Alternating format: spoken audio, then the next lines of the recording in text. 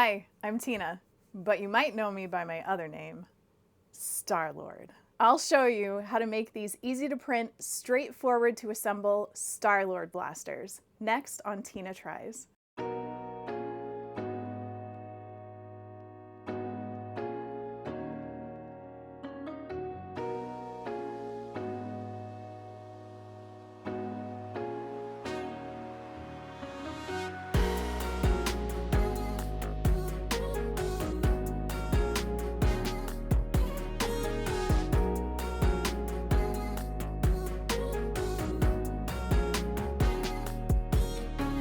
How cool is this? This blaster is entry level and can be assembled straight off of the print bed. Or you can do some weathering effect with paint if you like. Today's free file is by Rabid1972 and can be found on Printables. This was printed on an X1 Carbon and an A1 Mini. I used black PLA as well as a silver silk and a red gold silk PLA. This red gold silk PLA is really cool. It's gold when you look at it in one direction and red when you look at it in the other. This is the same filament that I featured in my Cool Filaments Lord of the Rings build, so if you haven't seen that episode yet, go check it out. This print took about 55 hours to complete and used just over 400 grams of filament per blaster. Let's check out the build. Here are the printed parts. Today I am going to be putting together a clean version of Star-Lord's Elemental Blaster. I have made one that I made look old and used, so it's got like heat markings on the ends and I have some rust and whatnot, but I want a clean version of this as well. So that is what I am going to be assembling today. So everything is kind of symmetrical on this. There are basically two pieces for everything. The bottom of the blaster is smaller than the top. So all of my smaller pieces are going to be on the bottom and my longer pieces are going to be on the top. A lot of pieces have these squares cut out in there with these little pegs. Those are going to be seated in here and that helps line up all of your pieces, which is really nice. So I am going to start with the bottom of the blaster, and today I'm going to be using Miter Apple without the activator spray. So this blaster that I already did, I ended up having to do a lot of paint work because the Miter Apple leaked out of the seams. So I don't want that to happen again. I'm going to go very sparingly on the glue, and I am not going to use the activator spray so I don't get the streaks on the outside of this. So we are going to start with our base piece of the gun. This is the shorter one, so that goes on the bottom. And I'm going to start by gluing in two of these square pegs.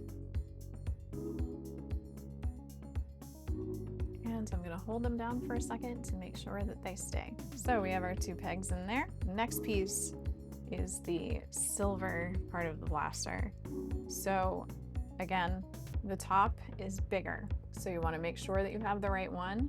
You're going to choose the shorter of the two silver pieces.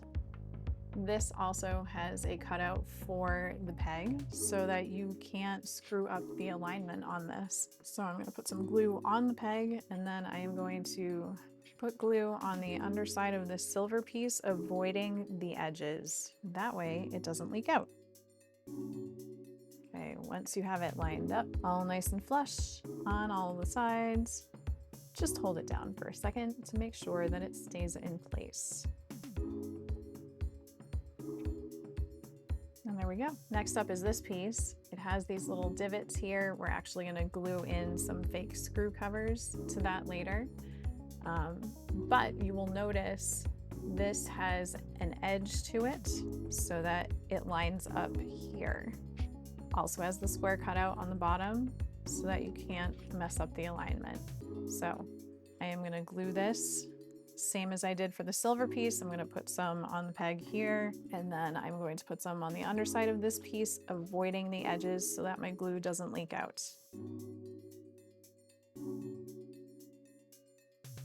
Make sure it's lined up properly, and then I'm going to hold it in place.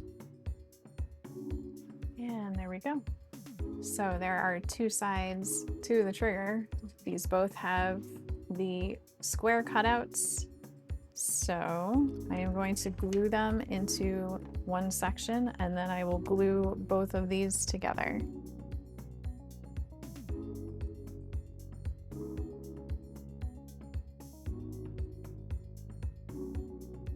And make sure it is aligned properly, and then hold it in place. And there we have the trigger part of our blaster. So when it's put together, it has this nice notch on the bottom and a bigger notch on the top.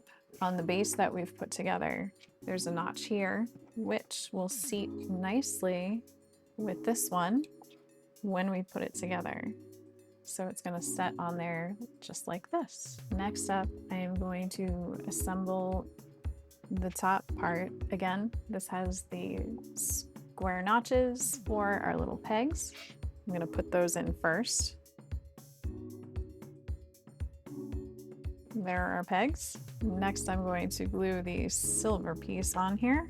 Again, has a notch so that it lines up perfectly with your little peg there, so you can't mess up the alignment. Make sure it's aligned and hold it in place. There we go. Next up is this piece. Again, it has an edge to it so that it matches up with your silver piece, and it has the square notch. Make sure it is aligned and hold it together. There we go. There's the top of our blaster. Next up, the front of each of the top and the bottom have a little square notch in it for the last two pegs. Those are going to hold the nozzles for the blaster in place. The only catch on this is you want to make sure that this lip on the top piece is on the bottom. So this is the top of your gun. You want that lip to be on the bottom, not this way, this way. This one you can mess up because the square works in either direction. So you just want to make sure that you glue it in with the lip on the bottom from the top of the gun. So first I'm going to put the peg in here, and then I will glue the nozzle on the front. And actually, I'm going to glue the other peg into the bottom as well. Now, before I glue my top nozzle on, keep in mind this lip is going on the bottom. I need to put in the actual blaster piece like that. So I'm going to glue that in before I attach it to the top of the blaster. These are different sizes. You want the big one to be on the bottom with this lip. So it's going to go in like this.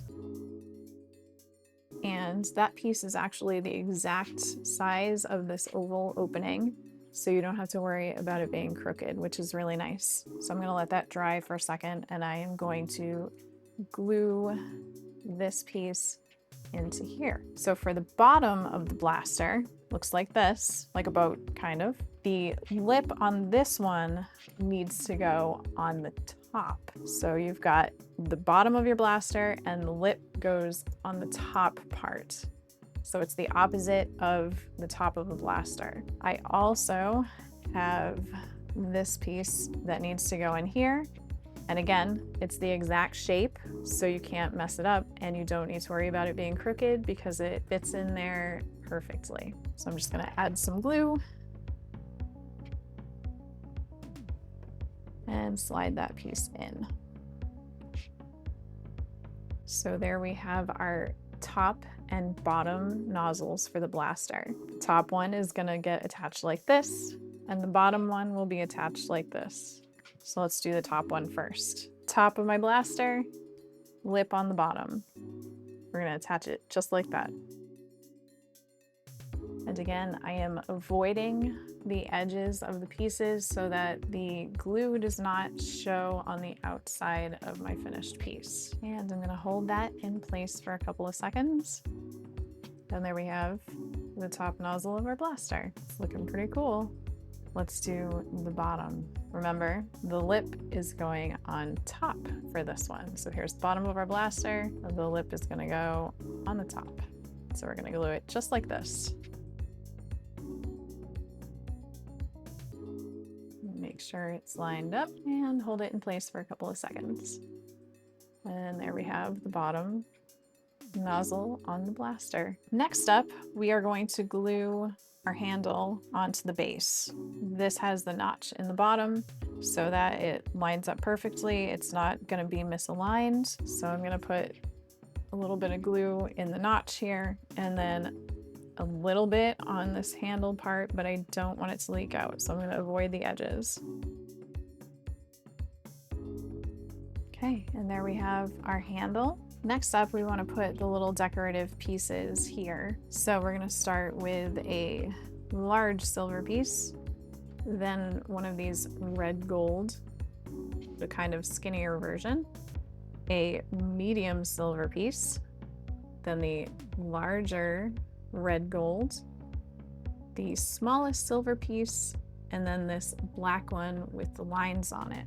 These are going to line up just like this, and they should all fit on this ridge right here.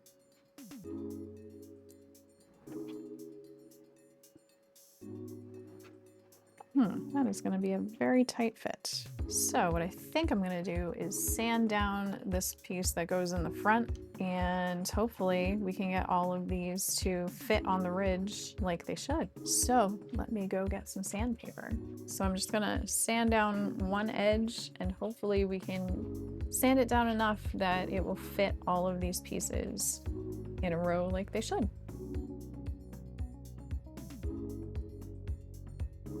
Let's see if that's making any difference. It is, I think, a little bit more how to do it. Okay, let's try it again. Nice. Those actually don't even need to be glued down. Those fit really well. Nice and snug. I wonder if... Yeah, those didn't budge. Nice. So these pieces on the bottom of the blaster don't even need to be glued. So there's the bottom of our blaster. Next up, we are going to glue the top of the blaster on, and then we're gonna add these decorative pieces onto here. There's another ridge on the top where we can add those, but first, let's glue it down to the handle. Again, the notches line up, and it doesn't have any side-to-side wiggle to it, so you should just be able to hold it in place for a couple seconds, and then the top is attached to the blaster. And there is the top of our blaster. So next we want to line up all of these pieces. Actually, I think I printed a few extra pieces here. Interesting. First, we're going to have this rounded silver piece, then this rounded black piece, a red gold barrel, a silver barrel with some ridges on it, another larger red gold barrel, and then this rounded piece with the fake rivets goes in the back. So all of these should fit on this ridge here. Let's see if I need to do any sanding on this one. I think this one is going to be another snug fit, so we may not need to glue these ones either. Ah, nice. So the top of the blaster also does not need any glue. Those pieces are really well wedged in there. So that's cool. Saves some glue. Next, we're gonna glue the little fake screw covers into each side of the blaster here. So just a tiny dot of glue. And there we have one screw. So let's do this one on the other side. So these are fake flathead screws. So you can have it lined up however you want. I have mine vertical, but you can add them however you want. And there we have the second screw.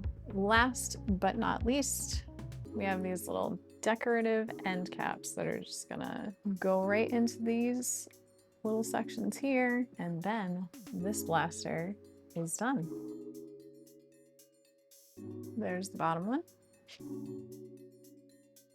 And there is our top one. So there we have our nice, clean Star-Lord blaster. Here is the finished blaster. I really love how this turned out, and I cannot wait to add it to my Star-Lord display. Here are my rankings for this project. Ease of printing, this one gets a 9. You don't need to change any of the file presets, just send it to your printer and collect the pieces when it's done. The plates for this build are even arranged by color, so all you have to do is consolidate pieces of the same color onto whatever size plate your printer has. The pegs and the fake screw covers do need to be printed with brims, but otherwise you do not need to add supports to any of the pieces in this print. Ease of assembly, I am going to give this one an 8. I did have to sand down that one piece on the bottom to get them all to fit in there properly, but otherwise I didn't have any issues with this print. The cutouts in each of the pieces made assembly a breeze. The notches that are built into these files fit together really well. So for instance, when you put the handle on, it lines up so that there's no wiggle room between the pieces, which means you can't accidentally misalign it. It's really nice. You do have to be mindful of which direction you are gluing the nozzles on, because the square cutout in here works either direction. So there is the chance that you can glue it on upside down, so you just need to be mindful of how you align those. Use the super glue sparingly and avoid the edges of all of the pieces, or you will have super glue leaking out. Also, do not use the activator spray on the miter apple. It will streak this and it ruins the finished look.